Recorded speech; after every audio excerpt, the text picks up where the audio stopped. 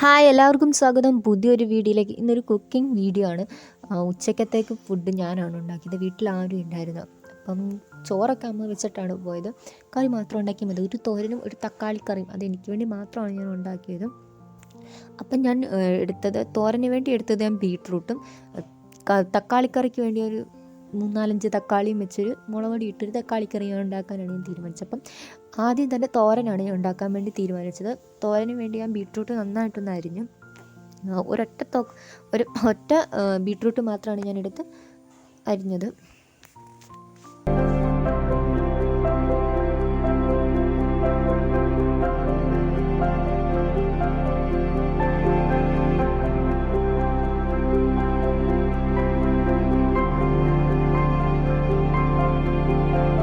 Beetroot നന്നായിട്ട് അരിഞ്ഞതിന് ശേഷം ഗ്യാസിലോട്ടൊരു തീ കുറച്ച് വെച്ചിട്ടുണ്ട്. ചീനിച്ചട്ടി വെച്ചതിന് ശേഷം കുറച്ച് എണ്ണ ഒഴിച്ച് കടുക് പൊട്ടിച്ച്, കരിവേപ്പില വേണമെങ്കിൽ ഇടാം. ഞാൻ കരിവേപ്പില ഒന്നും പിച്ചാനൊന്നും പോയില്ല. എന്നിട്ട് അതിലേക്ക് ബീട്രൂട്ട് അരിഞ്ഞ് വെച്ച് ബീട്രൂട്ട് ഇടുക. ഈ ബീട്രൂട്ട് ഇടുമ്പം തന്നെ നമ്മൾ ജസ്റ്റ് ഒന്ന് ഇളക്കുന്നത് നല്ലതായിരിക്കും ആ എണ്ണയ്ക്കകത്ത്. അല്ലെങ്കിൽ അങ്ങനെ തന്നെ ഇട്ട് തേങ്ങയൊക്കെ ഇടുമ്പോൾ ജസ്റ്റ് ഒന്ന് കരിയാൻ സാധ്യതയുണ്ട്. അതിന് ശേഷം ബീട്രൂട്ട് തോരന് വേണ്ടി ഒരു പിടി തേങ്ങ, ഒരല്ലി വെളുത്തുള്ളിയും, കുറച്ച് പെരുംജീരകവും അല്ല സാധാ ജീരകവും, കുറച്ച് മഞ്ഞൾപ്പൊടിയും ഉപ്പും ഒക്കെ ഇട്ടൊന്ന് നന്നായിട്ട് ഒരൊറ്റ അടി മതി. എന്നിട്ട് ഇതിലേക്ക് ഇട്ടതിന് ശേഷം രണ്ടും കൂടി ഒന്ന് മിക്സ് ചെയ്ത് ഒരു നുള്ള് അല്ലെങ്കിൽ ഒരു വെള്ളം ഒന്ന് ജസ്റ്റ് ഒന്ന് കുടഞ്ഞാൽ മതിയായിരുന്നു. ഞാൻ വെള്ളം തോനെ ഒഴിച്ച് ബീട്രൂട്ടിലെ തോരന് വേണ്ടി അത് ഞാൻ ഓർത്തില്ല.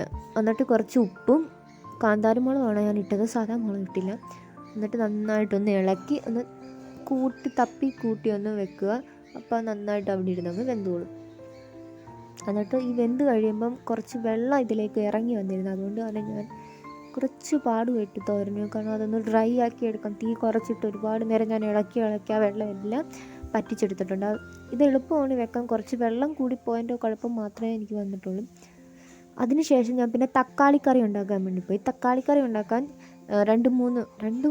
ഒരു 3 തക്കാളിയാണ് ഞാൻ എടുത്തേക്കുന്നത്. 3 തക്കാളിയും 3 പച്ചമുളകും 1 സവാളയുടെ പകുതിയും നന്നായിട്ടൊന്ന് അരിഞ്ഞതിന് ശേഷം നന്നായിട്ടൊന്ന് വെച്ചാൽ നിങ്ങൾക്ക് ഇഷ്ടമുള്ള രീതിയിൽ അരിയാൻ കേട്ടോ. ഞാൻ കുഞ്ഞായിട്ടാണ് സവാള അരിഞ്ഞത്, തക്കാളി മാത്രം ഒളിച്ച് നീളത്തി അരിഞ്ഞത്. അതിന് ശേഷം അതിലേക്ക് ഒരു പാത്രം എടുത്ത് തീ ഒന്ന് ജസ്റ്റ് കുറയ്ക്കുന്നത് നല്ലതായിരിക്കും. കടുക് വറുത്തെണ്ണ ഒഴിച്ച് കടുക് വറുത്തതിന് ശേഷം ഇതെല്ലാം തക്കാളിയും സവാളയും പച്ചമുളകും എല്ലാം ഇതിലേക്കിട്ട് നന്നായിട്ടൊന്ന് നന്നായിട്ട് വരട്ടിയെടുക്കണം. തക്കാളിയും പച്ചമുളക് ഉള്ളിയെല്ലാം ഒന്ന് വരട്ടി വരുമ്പോൾ ഒന്ന് ചുപ്പിട്ടാൽ നന്നായിട്ട് എളുപ്പം വരളുന്നതാണ്. അപ്പോൾ വരട്ടിയെടുത്തതിന് ശേഷം അതിലേക്ക് മുളക് പൊടി, മഞ്ഞൾപ്പൊടി, കുറച്ച് ഉലുവാപ്പൊടി, കുറച്ച് മല്ലിപ്പൊടി വേണമെങ്കിൽ ഇടാം, മഞ്ഞൾപ്പൊടി ഇട്ട് ഒന്ന് നന്നായിട്ടൊന്ന് ആ ഒരു പച്ചമണം പോകുന്നിടം വരെ ഒന്ന് വറുത്തെടുക്കാം. എന്നിട്ട് അതിലേക്ക് കുറച്ച് വറുത്തതിന് ശേഷം കുറച്ച് മുളക് പൊടിയല്ല, ഒരു ഗ്ലാസ് വെള്ളം ഒഴിക്കുന്നുണ്ട്. ഒരു ഗ്ലാസ് 1.5 ഗ്ലാസ് വെള്ളം ഒഴിച്ച് നന്നായിട്ട് അത് ഒരു കറി പോലെ ആക്കി എടുക്കുന്നുണ്ട്. ഇതൊന്ന് തിളച്ച് ഒന്ന് വറ്റി വരുമ്പോഴത്തേക്ക് അതൊരു കറക്റ്റ് തക്കാളി, നല്ല ടേസ്റ്റാണ്. അതിൽ പുളി എരിയൊക്കെയുള്ള നല്ലൊരു തക്കാളിക്കറി റെഡിയായി. ഈ കറികളെല്ലാം ഉണ്ടാക്കിയതിന് ശേഷം ഞാൻ നോക്കിയപ്പോൾ അവിടെ ഫുൾ പാത്രങ്ങളായിരുന്നു. അപ്പോൾ ഈ പാത്രം കഴുകുന്നതിൻ്റെ ഇടയിൽ ഞാൻ ഈ കറികൾ ഉണ്ടാക്കിയ വീഡിയോ പിന്നെ എടുക്കാൻ മറന്നുപോയി.